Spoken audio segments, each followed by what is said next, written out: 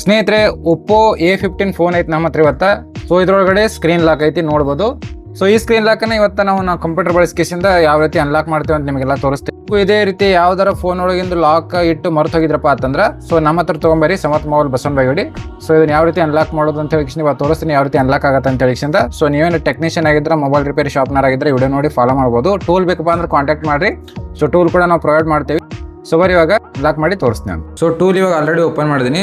ಇಲ್ಲಿ ಏನೈತಿ format user data ಅಂತ ಸೆಲೆಕ್ಟ್ ಮಾಡಿಕೊಂಡು ಲೀಬ್ USB ಡ್ರೈವರ್ನ ಆಲ್ರೆಡಿ ಓಪನ್ ಮಾಡಿಕೊಂಡಿದ್ದೀನಿ. ಕೆಲವೊಂದು ಸಲ ಇದನ್ನು ಫಿಲ್ಟರ್ ಮಾಡಬೇಕಾಗತ್ತೆ. ಸೊ ಫೋನ್ ನೋಡಿರಿ, ಸ್ವಿಚ್ ಆಫ್ ಮಾಡಿ ವಾಲ್ಯೂಮ್ ಪ್ಲಸ್ ಮೈನಸ್ ಎರಡು ಬಟನ್ ಪ್ರೆಸ್ ಮಾಡಿ USB ಕೇಬಲ್ ಹಾಕಬೇಕು. ಹಾಕಿದ ಕೂಡ ನೋಡ್ಬೋದು ಬ್ರೂಮ್ ಡಿಟೆಕ್ಟೆಡ್ ಅಂತ ಬಂತು ಫೋನ ಟೂಲ್ ಒಳಗಡೆ. ಸೊ ಟೂಲ್ ಆಟೋಮೆಟಿಕ್ ಕನೆಕ್ಟ್ ಆಗ್ಯದ. ಒಂದು ವೇಳೆ ಕನೆಕ್ಟ್ ಆಗಲಿಲ್ಲಪ್ಪ ಅಂದ್ರೆ ಲೀಬ್ USB ಡ್ರೈವರ್ ಒಳಗೆ ಮೀಡಿಯಾಟೆಕ್ ಪೋರ್ಟ್ ಅಂತ ಬರ್ತದೆ, ಅಲ್ಲಿ ನಾವು ಫಿಲ್ಟರ್ ಮಾಡಬೇಕಾಗತ್ತೆ.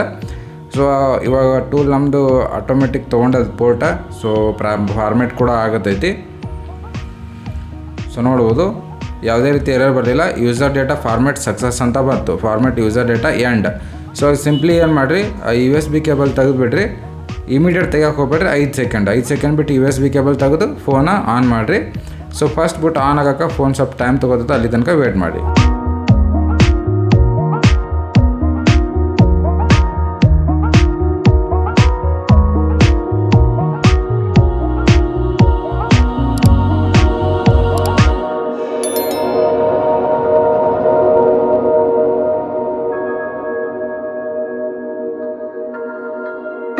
ನೋಡ್ಬೋದು ಸ್ನೇಹಿತರೆ, ಫೈನಲಿ ಫೋನ್ ನಮ್ಮದು ಆನ್ ಆಯಿತು. ಇವಾಗ ಸಿಂಪ್ಲಿ ನಾವು ನೆಕ್ಸ್ಟ್ ಅಂತ ಕ್ಲಿಕ್ ಮಾಡಿ ಹೋಮ್ ಪೇಜ್ಗೆ ತೊಗೊಂಬರೋಣ. ಒಂದು ವೇಳೆ ಜಿಮೇಲ್ ಅಕೌಂಟ್ ಕೇಳಿದರೆ ಅದನ್ನು ಯಾವ ರೀತಿ ಬೈಪಾಸ್ ಮಾಡೋದು ಅಂತ ತೋರಿಸೋಣ. ಬಿಕಾಸ್ ನಾವು ಆ ಟೂಲ್ ಒಳಗಡೆ ಕೇವಲ ಫಾರ್ಮೆಟ್ ಡೇಟಾ ಅಂತ ಕ್ಲಿಕ್ ಮಾಡಿದ್ದೀವಿ.